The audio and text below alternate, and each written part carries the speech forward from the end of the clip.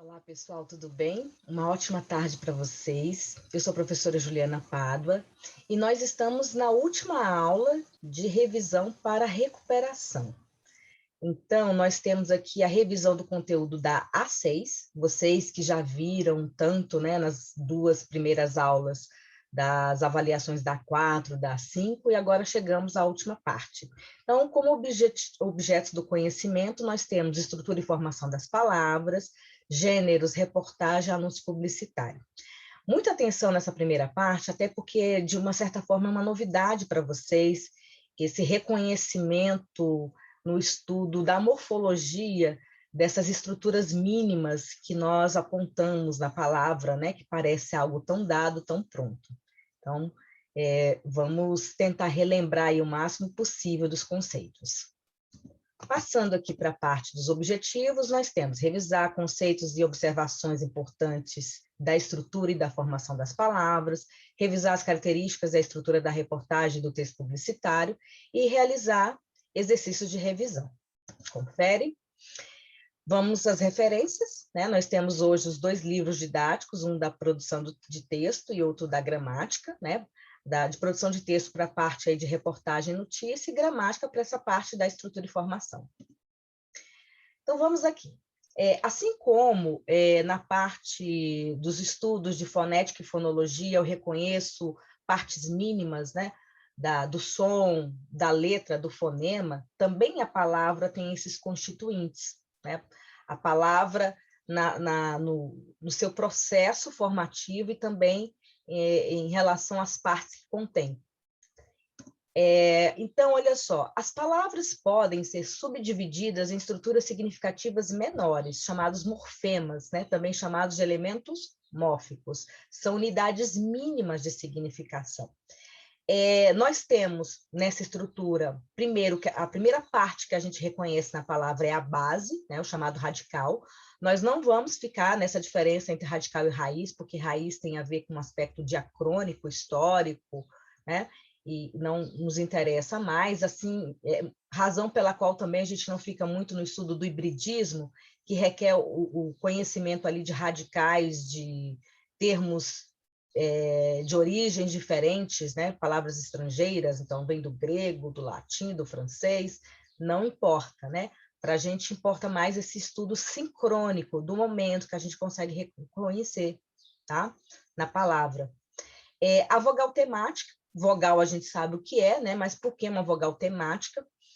O que eu tenho na vogal temática, ora, uma parte de identificação de conjugação verbal, né? No caso dos verbos, e essa vogal temática aí acaba sendo também um elemento diferenciador de desinências, né? Então, por exemplo, uma desinência que marca o gênero feminino, né? O plural.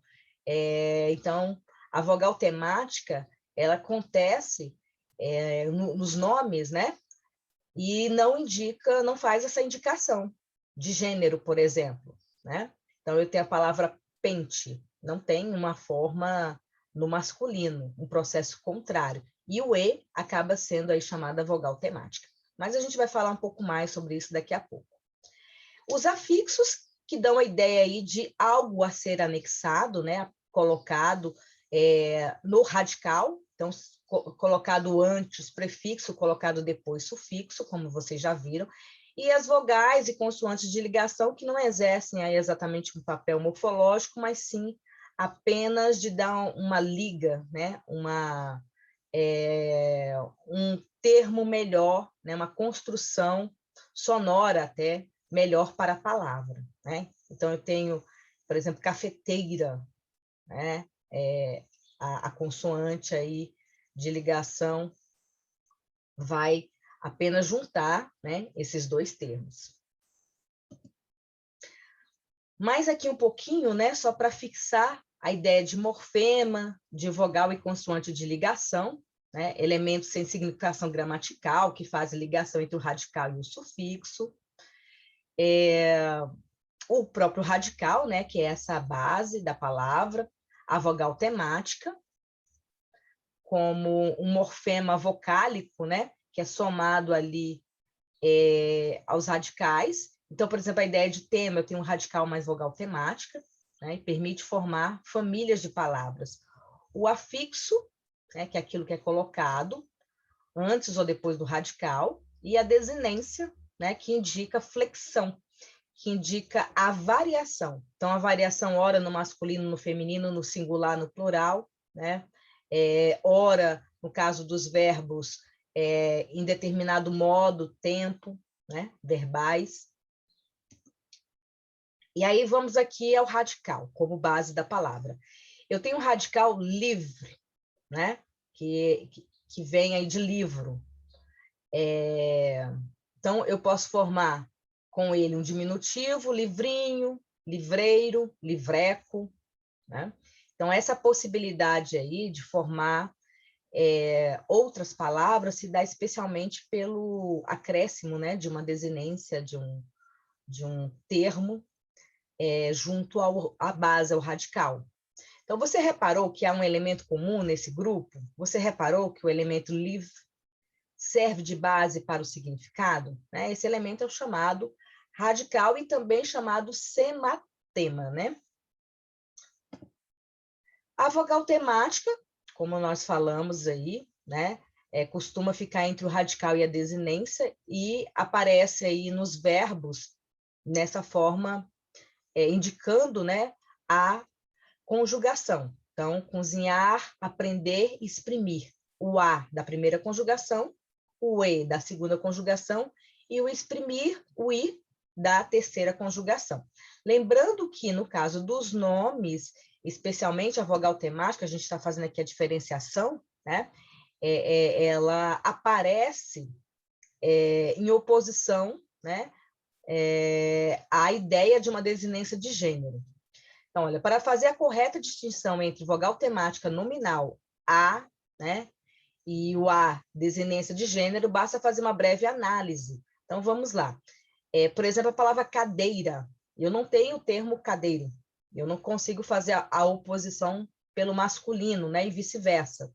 A palavra moça, o A, aí é a desinência que marca a oposição de um masculino, né? Então, marca oposição em relação a moço. Essa é a diferença. Não é difícil, né? Mas é preciso aí se lembrar desse detalhe. O tema é esse radical, né? Mais a vogal temática, a soma dos dois. Cas é só o radical. Casa seria aí o tema, né? Que é o radical mais a vogal temática. No caso também do verbo, eu vou tirar a desinência que indica aí o infinitivo. Então, comprar, o tema é comprar. Compre, do radical, e o A, que é a vogal temática, que marca a conjugação, a primeira conjugação, né? Nas formas verbais. Então, aí, de novo, né? Cantar, mala, só para fazer essa... Lembrar que não tem malo, né? Então, mala, aí, como objeto, né? Esse A vai ser também a vogal temática, né? E mala, aí o tema. No caso das desinências, né? Então, são elementos terminais indicativos das flexões das palavras. Nós temos dois tipos: as desinências nominais, flexão de gênero, masculino, feminino, número singular e plural, né? Aluna, alunas. E as desinências verbais, que indicam as flexões de número, pessoa, modo e tempo.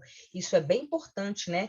Porque por meio das desinências verbais a gente consegue identificar um verbo no pretérito imperfeito, né, no subjuntivo, no indicativo, e por aí vai. Então, compro, compras, compramos, comprais, compro, comprava, compravas. Na primeira linha aí, compro, né, presente do indicativo, o tempo da certeza, pelo menos de uma possibilidade real, né? Compras, o S é a indicação aí do tu, né? Compramos o mos, a indicação da primeira, a desinência número pessoal, né? Também indica a primeira pessoa do plural. Comprais, né? Para vós, o M indicando o plural da terceira pessoa. Tá? Comprava, o vá é o imperfeito do indicativo, como o SSE, comprássemos, é o imperfeito do subjuntivo, o vá aí é do indicativo. Então, relembrando essas coisas, né? Cuidado. Afixos, né? Trata-se dos morfemas que se ligam ao radical. Essa ação propicia a criação de outras palavras derivadas das primeiras. Então, normalmente aí esse acréscimo, né, de afixos modifica a palavra e também, às vezes, a classe gramatical. Então, se eu tenho vender, é o verbo, né, no infinitivo. Marcada aí pela vogal temática, né, da conjugação, da segunda conjugação. A venda já é outra coisa, né? Então, a venda é um substantivo. E o vendedor, a pessoa que exerce essa ação. Tá? Então, é preciso pensar nesses acréscimos dessa maneira, né? Podem modificar o sentido também da palavra. Moral, amoral. O amoral é não ter moral. O imoral, o contrário, né? Seria a ação contrária à moralidade. E são coisas diferentes, né? O amoral é a não preocupação, mas o imoral é agir contra. Então, também anexar aí esse prefixo, né? Modifica o sentido da palavra. Outra nota para a gente pensar, né, sobre os prefixos e sufixos. Os prefixos ocorrem antes do radical, né? Eu tenho, por exemplo, a partir do verbo pôr, repor, dispor, propor, interpor, né, compor e por aí vai, tá? Nos sufixos eu tenho esse termo, né, que vai ser colocado após o radical. Na palavra primitiva chuva, por exemplo, o que eu posso formar com alguns sufixos? Chuveiro, chuvisco, chuvarada, chuvinha, né? E por aí vai. Sobre as vogais e consoantes de ligação, né? Eu falei um pouquinho isso no início, não são consideradas morfemas, uma vez que não interferem no significado das palavras. São feitas ali só para dar realmente uma liga, né? Um som melhor a essa formação. Então, aqui já está justificando, né? Existe exclusivamente por questões eufônicas, né? Para soar melhor. Então, no caso, aí nós temos entre as vogais I e O, né? Cafeteira, por exemplo, né? Que seria a consoante de ligação, o T. Chaleira, porque chaeira, como é que a gente, né? Cajazeira, né? Para não ficar aí cajazeira, zaeira. Parisiense, né? E por aí vai, pontiagudo, rodovia, né? Parisiense, pontiagudo, rodovia, já com vogais. Algumas noções importantes também, chamadas palavras cognatas, palavras que pertencem, que a gente fala da mesma família, tá? A mesma base, o mesmo radical, e não é ter só o mesmo radical e também sentidos relacionados. Adivinhar, adivinho, adivinhação. Por que tem que ter cuidado? Porque eu posso, de repente, achar que flores e floresta têm o mesmo radical e não tem. E nem mesmo a mesma base significativa. Vamos separar aqui os elementos mórficos, né, para a gente treinar, para pensar o que a gente conseguiu aprender até agora sobre isso. Então, olha só, eu tenho a forma verbal avisássemos, né? Avis é o radical, o a, né, com essa acentuação aí, é a vogal temática que marca a primeira conjugação, vem do infinitivo do verbo afirmar, avisar, desculpem. O SSE como desinência indicativa de modo, tempo verbal, né, que é, no caso, o imperfeito do subjuntivo. O mos como desinência indicativa de pessoa, número, né? É a primeira pessoa do plural. Cartas como nome, né? Tem aí carte, posso formar cartinha, né? Por exemplo, um diminutivo. Então, carte é o radical, o A é a vogal temática. Lembrar que eu não posso marcar aí uma desinência de feminino, né? Porque só não tem a forma no masculino. Eu posso até dizer, mas essa palavra não é feminina. As cartas, sim, mas eu tenho que ter o oposto, para que a desinência, o A como desinência, seja exatamente essa função. E o S, sim, que é uma desinência nominal de número, né? Singular plural, ok? Porque, por exemplo, se fosse meninas, o A seria desinência de gênero e o S, desinência de número, né? Como a gente viu anteriormente, para não confundir. E aí nós vamos à formação das palavras, né? De onde vem, como é que as palavras se formam, quais são as possibilidades. E é importante levar em consideração, até nesse aspecto, né? Especialmente quando eu falo de palavras formadas ou não por hífen, né? Eu preciso relembrar, revisitar aí as regras da nova ortografia, né? A gente chama da nova ortografia, que ficou muito tempo em análise. Em 2009 foi promulgada, né? Mas só foi colocada em prática para a gente, na realidade, depois de 2013. Então, é relativamente recente também. Na composição, eu tenho a associação de duas ou mais palavras, ou radicais, né? Então, ter o radical, a base da palavra, aí como referência, para formar uma outra de significação nova, a qual se denomina palavra composta. Nós temos dois tipos dentro dessa composição, a justaposição e a aglutinação. Então, vamos lá para a justaposição, né? Justapor significa aí colocar lado a lado, né? Então, palavras unem-se sem qualquer alteração fonética e gráfica. Guarda noturno, dona de casa, obra-prima, beija-flor, dia a dia, João Ninguém, alma gêmea, girassol. Esse dia a dia aí está desatualizado, tá? Dia a dia já perdeu o hífen. Depois a gente corrige. O que acontece? Eu também tenho palavras justapostas que não têm hífen. Por exemplo, passatempo. Pode não é passar o tempo? Não, mas eu tenho a forma conjugada. Ela passa o tempo, né? Passa tempo. Aí acontece um processo de justaposição sem perdas fonéticas. Passatempo, girassol, né? É o caso, por exemplo, de mal me quer.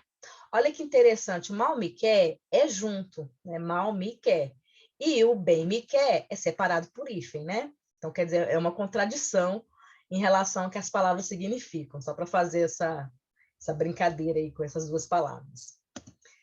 Passando para a composição por aglutinação, as palavras associadas se fundem no todo fonético. Aí eu tenho uma perda, uma mudança fonética, que deve ser considerada.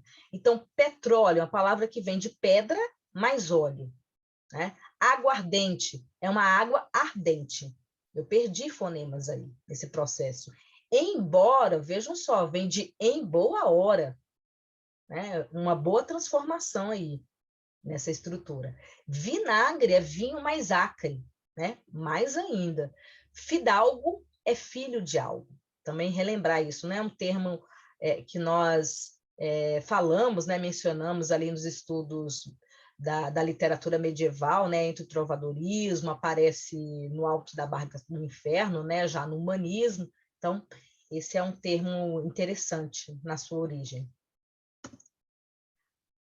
Então, falando aí dele, né, o novo acordo ortográfico, né, algumas palavras aí que são sempre com hífen, segunda-feira, arco-íris, decreto-lei, ano-luz, e outras que perderam, né, fim de semana, sala de jantar, cão de guarda, cor de vinho, café com leite, dia a dia também, né, só para lembrar. E aí eu tenho o processo, né, como processo de formação, a derivação. E a derivação eu vou colocar aqui, né, agregar os meus conhecimentos sobre a estrutura, né, que eu reconheço que é colocada antes ou depois do radical, como prefixo e sufixo. Então, a derivação prefixal é quando eu tenho o acréscimo de um prefixo no radical, né? Então, contrapor, contra mais por. A derivação sufixal já é após o radical. Arvoredo, árvore, né? E o sufixo edo aí, acrescentado no final. Atenção para essa derivação parassintética, porque eu posso ter a ocorrência de sufixo e prefixo colocados de forma em momentos distintos, né?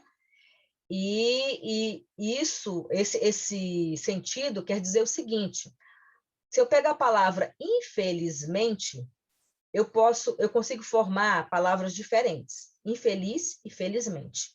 Significa que essas palavras não são agregadas ali de forma simultânea, numa só e formando só uma coisa, né? Eu posso formar 3 palavras. Então, eu digo que essa palavra, que infelizmente é uma palavra que tem, né, que é formada ali por prefixo e sufixo. Tem essas 2 relações. Quando eu não consigo formar mais de uma palavra, né, eu vou ter esse processo que a gente chama de acréscimo simultâneo de prefixo e sufixo. Engarrafar. Eu não tenho engarrafe e nem engarrafar. Tá? Então, significa aí que essa derivação é parassintética, né? Que ocorre ao mesmo tempo, esse acréscimo ocorre ao mesmo tempo, formando só uma palavra. Então, olha só aí, só para a gente fixar melhor, né? Cuidado, a derivação parassintética, aterrorizar. Eu não tenho aterrore e nem horrorizar, né? Mas eu tenho desleal e lealdade, que é a derivação prefixal e sufixal ao mesmo tempo aí, né? Eu tenho as duas, não ao mesmo tempo, para não confundir com a parassintética. Eu digo, elas podem ser divididas, né, em palavras distintas, desleal e lealdade. Veja que no caso de aterrorizar não é possível retirar o prefixo ou o sufixo, já que as palavras como aterror e terrorizar não fazem sentido no idioma. Trata-se de derivação parassintética. No caso da palavra deslealdade, a ausência de prefixo ou do sufixo ainda traz outros termos que fazem sentido, desleal e lealdade. Nesse caso, disse que na palavra deslealdade há uma derivação prefixal e derivação sufixal. Tá? Então, por favor, gravem isso. A derivação regressiva não é muito fácil de reconhecer, né? Dá a ideia de que é uma forma que veio de outro, né? É uma palavra em que eu tenho a eliminação de alguns elementos, do sufixo da desinência. Então, se eu tenho consumir, que tem aí a vogal temática e também a desinência do infinitivo, né? O consumo é uma forma que regride. Chorar, o choro, né? De botequim, boteco, tá? Então, é preciso pensar nesse elemento que foi retirado, supor aí na palavra de onde ela vem. Já a derivação imprópria é o uso não comum de determinada classe gramatical, tá? Então, por exemplo, lendo aqui no quadrinho abaixo, derivação imprópria, os bons serão recompensados. O bom, né, o termo bom, normalmente é usado como adjetivo. Aqui eu substantivei. Os bons serão recompensados. É lindo o cantar. Cantar para a gente, fora do contexto, é verbo, né? Mas aqui também sofreu esse processo. Geralmente, a derivação imprópria tem essa ideia, né, de uma substantivação, né, um termo de outra classe gramatical que se torna normalmente um nome. Assistimos a um comício monstro, né? Então, o monstro, que é substantivo, neste caso aqui, o monstro se tornou adjetivo. Messias, 5 horas vendo TV já é demais. Levanta. Meu Deus, o que houve com você? Nada, ué. Fui buscar um belisco na cozinha. Né? Beliscar, o ato de beliscar a gente conhece. O belisco, né? Aquelas coisinhas que os petiscos que a gente come da geladeira. Então, vejam que esse belisco aí, substantivado, tomou outra forma. Né? Então, é outra classe gramatical, por isso, derivação imprópria. Outros processos, né? Não vou me deter muito aqui, porque o hibridismo, como eu falei, não é cobrado de vocês, né? Supor que burocracia E a palavra democracia também tem esse mesmo processo, né? Vem do francês, do grego, goiabeira, do tupi, do português, sociologia, do latim, do grego, né? Então, isso aí, para a gente, é só a título de curiosidade. A abreviação, vocabulário redução, é interessante, é importante verificar, né? A gente já acrescentou tanto no vocabulário a palavra, por exemplo, pneu, moto, que a gente nem pensa de onde ela vem, que ela vem de um termo maior, né? Então, esse processo consiste em reduzir as palavras. Pneu vem de pneumático, que ninguém vai falar. Moto de motocicleta, foto de fotografia. Auto de automóvel, o quilo, quilograma. Vejo esse aí, ônibus, né? Auto-ônibus, quem é que fala dessa forma? Siglas. As siglas também são fáceis de reconhecer, né? Ibope, ONU, UNE, IBGE, né? AIDS. Lembrando que na produção de texto é importante primeiro apresentar o nome completo da instituição para depois usar a sigla como um termo substitutivo, tá? Então, Universidade de Brasília, depois eu coloco o UNB, né? A abreviatura é outra parte que a gente tem que pensar também na produção de texto, que eu não posso abreviar determinados termos, né? O você, colocar ali, né, o VC. Mas, né, em outros momentos, em outras escritas, sim. Página, a gente costuma usar bastante aí, ó, senhor, avenida. Também, outro processo que nós temos é a onomatopeia, que é a reprodução de sons, né? Então, olha, o tic-tac, toque-toque, zaz, bum, isso aí para a gente já é bastante conhecido. Aí tem aqui uma tirinha da Magali, né? Chomp, chomp, chomp, chomp, o som da comida, né? A gente sabe, a Magali come bastante. E aí tá ali uma imagem da noite, né? Ela diz, engraçado, depois do almoço me dá um sono, depois de comer do almoço, né? Ela tá só comendo, não se dá conta nem do tempo. Neologismo também é um termo importante, nós trabalhamos com a ideia de neologismo e de palavras estrangeiras, né, empréstimos linguísticos, daqui a pouquinho eu falo. Então, o neologismo é a criação de novas palavras, né? E isso no campo poético é muito frequente, né, como processo criativo. Vamos ver aí do Drummond, esse poema bem bonitinho. Que pode uma criatura, se não entre criaturas amar? Amar, esquecer, amar e mal amar, amar, desamar, amar. Sempre e até de olhos vidrados, amar. Mal amar, desamar é uma possibilidade, né? Acrescentando aí prefixos, né? Mas não existe no léxico. São palavras que não existem no nosso léxico, né? Que é um processo de criação desse poeta. Agora sim, eu acho que a gente está preparado para as atividades dessa parte. Vamos aqui? As palavras couve-flor, planalto e aguardente são formadas por, olhem só, né? Nós temos derivação, onomatopeia, hibridismo, composição, prefixação. Composição, né, gente? E essa composição aí, a primeira por justaposição, a outra por aglutinação, né? As outras duas, tá? Assinale a alternativa em que uma das palavras não é formada por prefixação. Então, vamos lá. Readquirir, predestinado, propor, irregular, amoral, demover, remeter, conter, antegozar, irrestrito, antípoda, prever, dever, deter e antever. Né? A última aí, porque, olha, esse dever, né, por exemplo, não é ver, né? É uma palavra, já é a base, já é o radical, né? Então, é uma pegadinha aí. Em qual dos exemplos abaixo está presente um caso de derivação parasintética? Olha, vitorioso aí, lá vem ele, vitorioso do combate. Ora, vá plantar batatas. Começou o ataque. Assustado, continua a se distanciar do animal.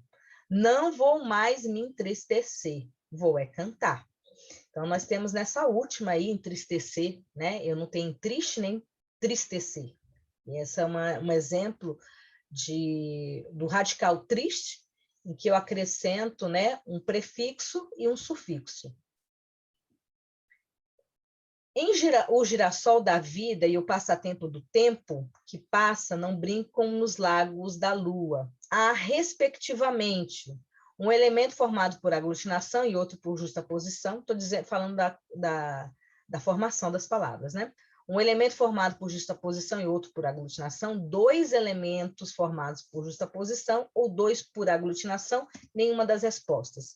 Olha só, girassol e passatempo foram exemplos que eu dei, né, de processo de composição por aglutinação, por justaposição, em que não tenho perda fonética, né?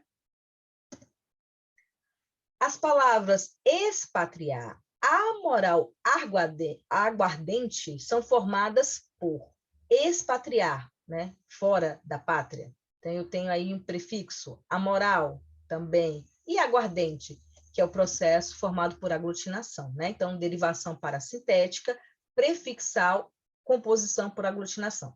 Expatriar, além do prefixo, né, eu tenho aí o acréscimo de um sufixo que vai dar a ideia de uma ação.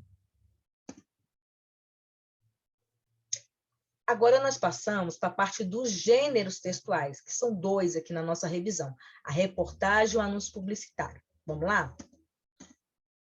Então, olha só, gênero discursivo da esfera jornalística, que busca informar de forma mais profunda. E essa é a grande diferença da reportagem para a notícia, né? Por exemplo, da notícia para a reportagem, porque a notícia é algo mais do momento, né? De passar a informação. E a reportagem não, é o aprofundamento temático envolvido ali nesse gênero jornalístico. Circula em jornais, revistas, impressos ou digitais, na modalidade oral, aparece em programas jornalísticos, a gente consegue acompanhar, né? Está no nosso dia a dia. A reportagem, assim como os demais gêneros jornalísticos, sempre é assinada, tá? A notícia não é, normalmente, ela é assinada, sim, mas em nome de um veículo. E a reportagem, normalmente, é assinada mais por um repórter, né? Por um indivíduo.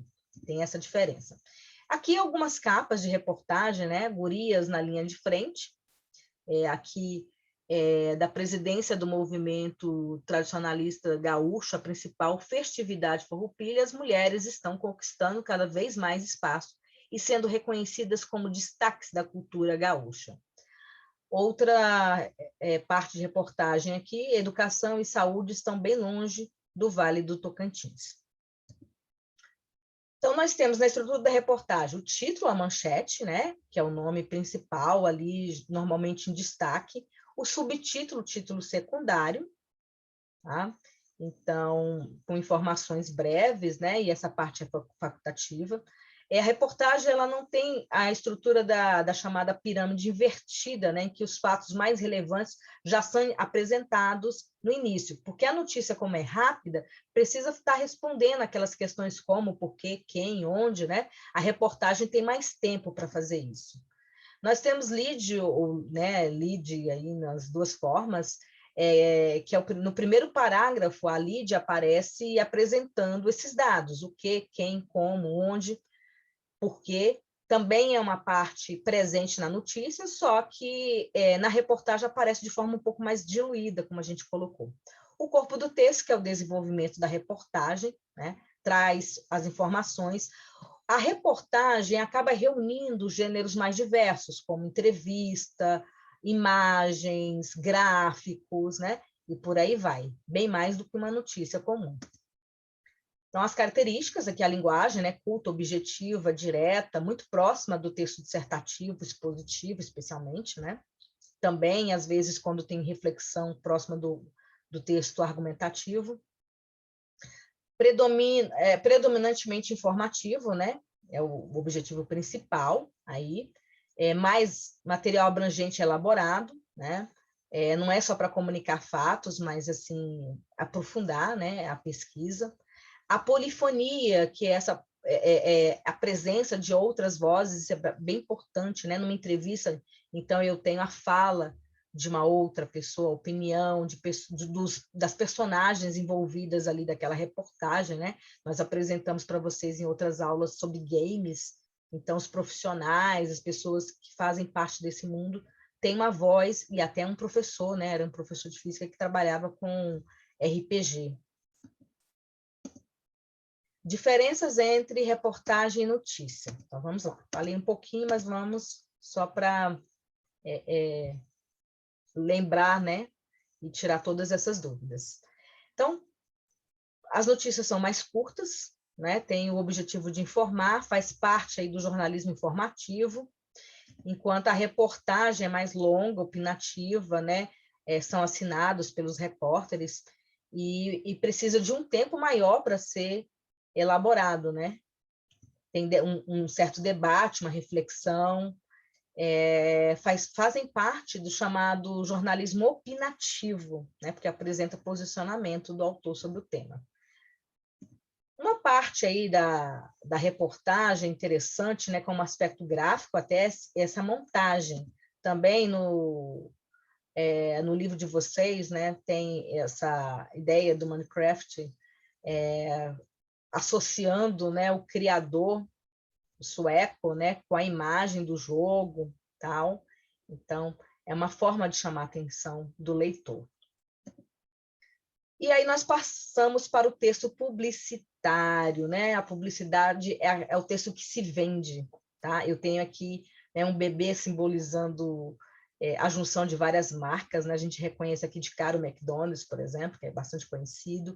Uma propaganda institucional, governamental sobre vacina, né? No caso aqui é a vacina da gripe, deixa a gripe para lá, né? Como a frase, como o slogan. E só para relembrar as partes aí, né, dessa estrutura, o título, a própria imagem, né, o logotipo, que é a marca, o slogan, que é a frase de impacto, né, e o texto, que é a argumentação envolvida ali para o processo de convencimento.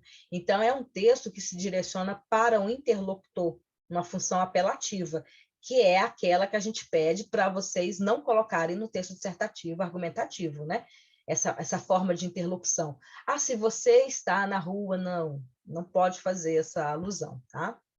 Então, aqui o texto veiculado em campanhas publicitárias, natureza escrita, oral ou visual, né? O intuito aí, objetivo, diferente da notícia, não é informar, é convencer alguém a comprar, adquirir um produto, um serviço, né? De forma sedutora, criativa, é um baita investimento de marketing aí, né?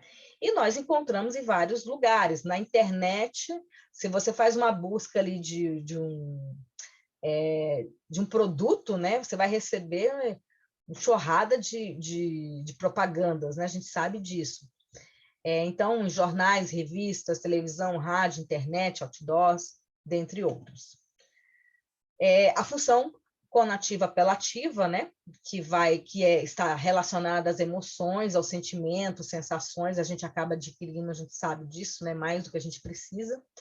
E é um texto muito presente em vestibulares, né, em concursos também, no Enem aparece demais, é parte ali já da prova.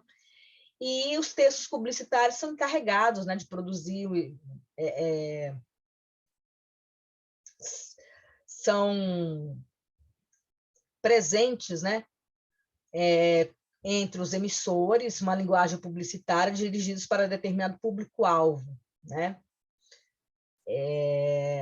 Os publicitários, que eu chamo aqui, são as pessoas que trabalham, né? Então, os publicitários são os encarregados de produzir esse tipo de texto, né? São os emissores, locutores. E nós, que recebemos a propaganda, né, somos o receptor, o interlocutor, né?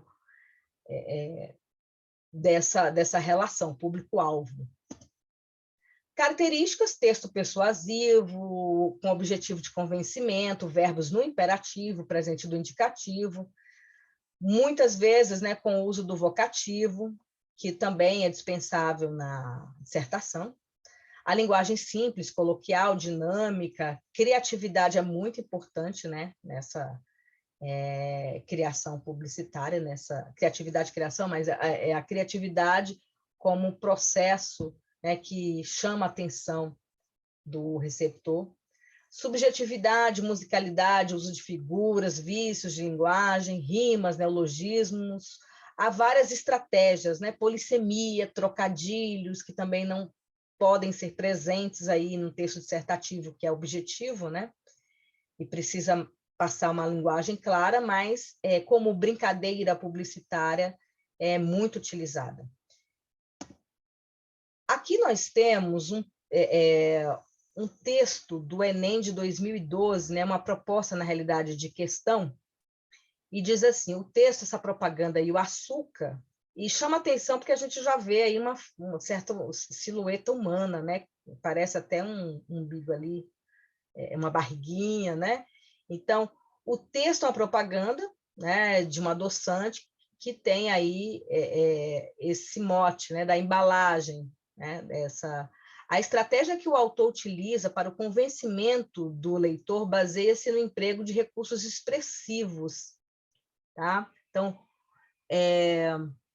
mude sua embalagem, né? Que seria esse mote, que seria essa frase.